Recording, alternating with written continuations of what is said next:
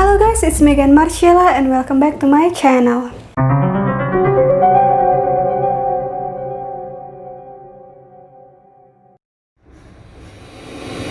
Jadi guys, di episode Misteri kali ini aku mau bahas mengenai kasus misterius tentang hilangnya anak-anak keluarga Soder di tahun 1945.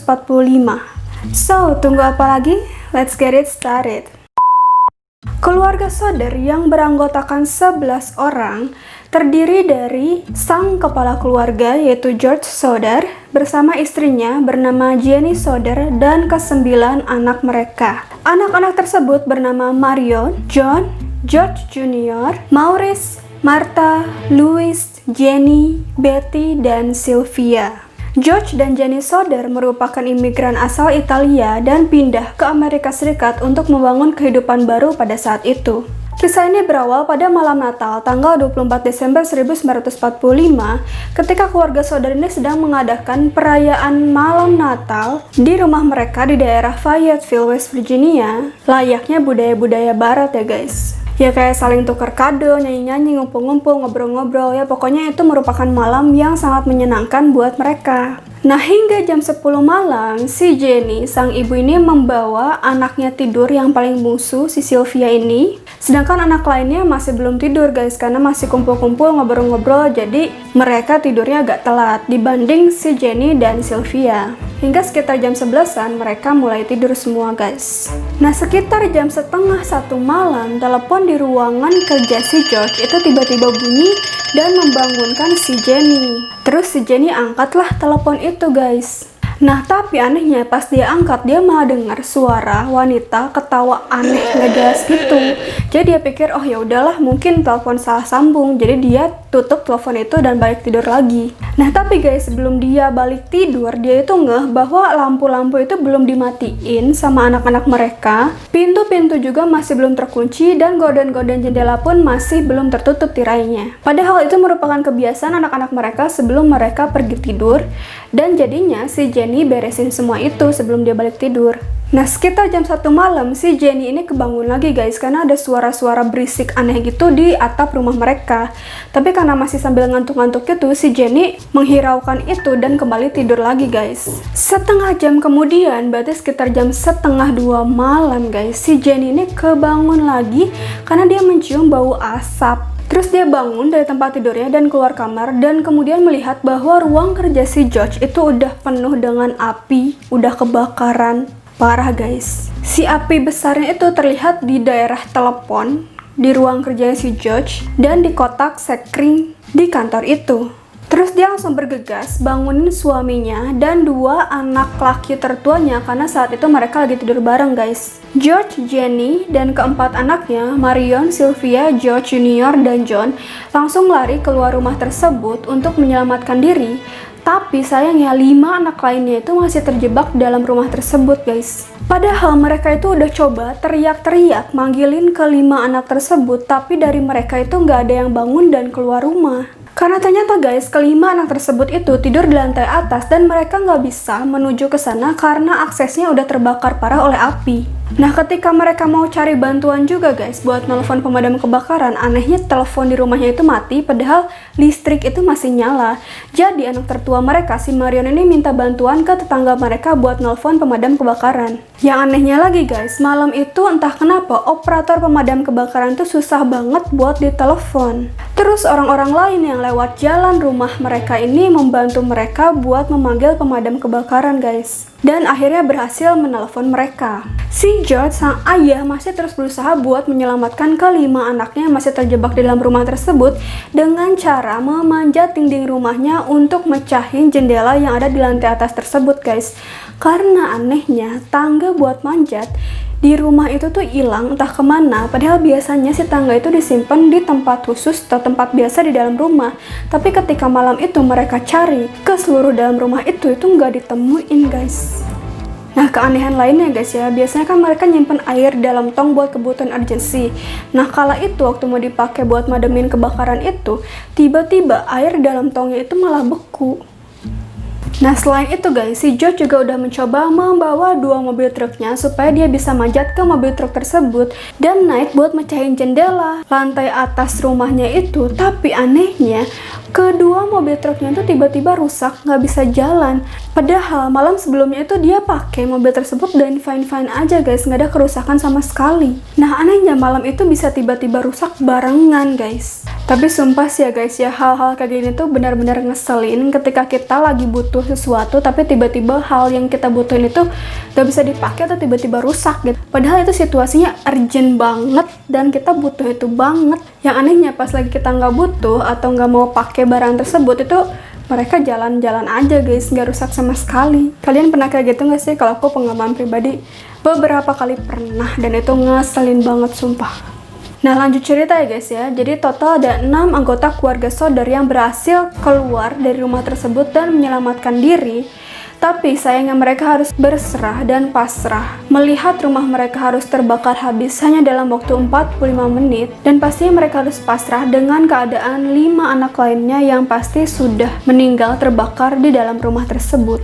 Dan yang parahnya guys, pemadam kebakaran itu baru sampai sekitar jam 8 pagi, berarti sekitar 7 jam setelah kejadian kebakaran tersebut. Nah alasan dari tim pemadam kebakaran juga menurut aku agak kurang make sense sih guys. Jadi alasannya itu, ketika saat jam kejadian itu terjadi, orang yang piket di kantor pemadam kebakaran itu nggak bisa nyetir mobil damkar tersebut. Jadi dia harus nunggu orang yang bisa nyetir buat nyampe ke TKP. Nah akhirnya guys, setelah mereka sampai, masuklah mereka ke lokasi TKP tersebut untuk mengecek. Dan sekitar jam 10 pagi, salah satu dari tim pemadam kebakaran tersebut bilang ke keluarga Sodor bahwa mereka tidak menemukan tulang apapun ataupun abu dari tulang sebagai barang bukti bahwa anak-anak mereka itu mati terbakar. Jadi status dari kelima anak Sodor itu benar-benar masih misterius guys. Entah mereka benar-benar mati terbakar atau mereka hilang. Nah sekarang kita masuk ke bagian sesi teori, spekulasi, dan asumsi. Aku mau bahas 4 spekulasi dan yang pertama, ini ada hubungannya dengan sikap politik keluarga Sodor. Jadi guys, sesuai yang udah aku infoin sebelumnya bahwa si George dan Jenny Sodor ini awalnya kan merupakan imigran asal Italia yang pindah ke Amerika Serikat. Dan selama hidup di Amerika itu guys, si George ini bisa dibilang cukup vokal dalam mengutarakan pendapatnya mengenai sistem politik Italia dengan cara mengkritik tokoh diktator asal Italia bernama Benito Mussolini. Lanjut cerita, ternyata beberapa bulan sebelum kejadian kebakaran rumah tersebut, ada seseorang yang menawarkan jasa asuransi kebakaran ke si George. Tapi si George itu malah menolak mentah-mentah dengan perkataan-perkataan yang kurang mengenakan gitu guys. Nah terus si orang yang jual jasa asuransi ini tiba-tiba marah ke si George dan teriak-teriak dengan bilang, rumah terkutukmu akan terbakar habis dalam api dan anak-anakmu akan dimusnahkan George. Kau juga akan bertanggung jawab mengenai ucapan kotormu tentang Mussolini. Dan ternyata malah kejadian ya guys ya, dan beberapa orang percaya bahwa orang penjual jasa asuransi tersebut itu ada kaitannya dengan kasus kebakaran rumahnya si keluarga Sodor ini. Nah yang kedua guys, ternyata para tim kebakaran itu menemukan sisa-sisa tulang dari kelima anak Sodor tersebut pada saat mereka ngecek TKP saat kebakaran rumah keluarga Sodor itu guys. Tapi anehnya mereka menyembunyikan fakta tersebut. Infonya mereka itu nggak mau ngasih tahu fakta tersebut karena mereka nggak mau memberikan berita duka ke keluarga Sodor di saat hari Natal. Tapi jujur menurut aku itu ngeselin banget ya guys ya, kan jadi abu-abu gitu statusnya. Harusnya tetap dikasih tahu dong, maupun itu berita baik apa berita buruk, supaya keluarga Sodor ini tahu apa yang sebenarnya dan dia nggak dapat harapan palsu gitu ya guys. Nah tapi guys, pada akhirnya si keluarga Sodor ini mengetahui fakta tersebut dan minta ketua tim pemadam kebakaran tersebut mengantar mereka ke lokasi di mana mereka mengubur bukti-bukti tersebut. Tapi ketika digali, mereka malah menemukan jantung, dan setelah diselidiki itu malah jantung hati dari sapi. Dan ada juga beberapa tulang yang ditemukan tapi tidak cocok dengan DNA kelima anak keluarga Sodor itu guys. Yang ketiga, infonya keluarga Sodor ini mau naik banding untuk bisa menyelidiki kasus ini lebih dalam lagi, tapi pihak dari FBI kesannya tidak mau membantu mereka untuk melakukan penyelidikan lebih dalam lagi. Dan malah balasannya itu kayak gini guys. Meskipun saya ingin melayani, masalah yang terkait tampaknya bersifat lokal dan tidak masuk dalam yurisdiksi investigasi biro ini. Agen FBI juga bilang guys bahwa mereka dengan senang hati mau membantu asalkan pihak berwenang dari daerah tersebut memberikan lampu hijau. Tetapi pihak kepolisian dan pemadam kebakaran Fayetteville ini mengatakan tidak. Nah, yang keempat, banyak orang memberikan info bahwa mereka sempat melihat orang-orang yang mirip dengan anak-anak Soder yang hilang itu guys. Sempat ada info bahwa mereka melihat satu sosok yang mirip banget dengan Louis Soder versi dewasa. Dan kalau dilihat dari fotonya itu memang mirip banget ya guys ya. Sampai-sampai keluarga Soder ini memajang foto tersebut di atas perapian rumah baru mereka. George juga sempat melihat sosok seorang gadis yang mirip banget dengan anaknya, si Betty Soder di daerah New York City.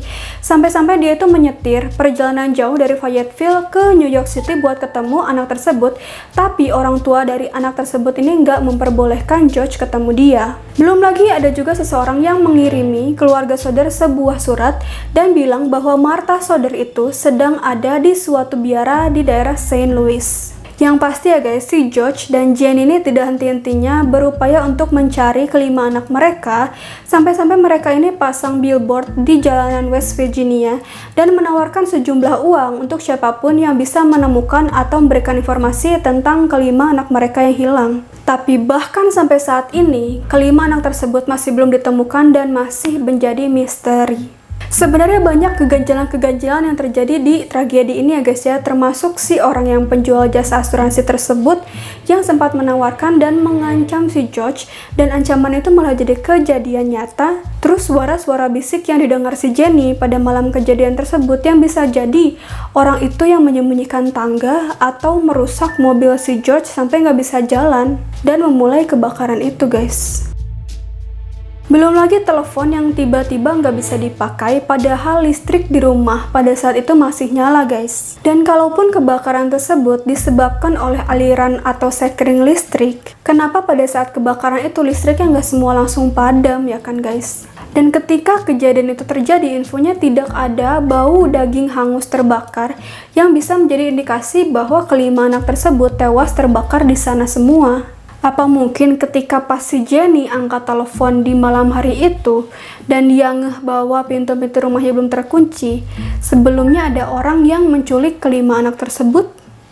Yang pasti setelah 75 tahun berlalu, kasus ini masih menjadi kasus misterius yang belum terpecahkan. Bahkan mungkin mayoritas keluarga Soder ini sekarang udah pada meninggal ya guys ya. Semoga jangan sampai kisah seperti ini terjadi lagi dan kita juga bisa ambil pelajarannya untuk lebih baik berkata-kata kepada orang lain, karena kita nggak tahu apa yang kita katakan itu, apa yang kita bilang bisa menyakiti hati orang lain dan bahkan bisa menjadi bumerang buat diri kita sendiri.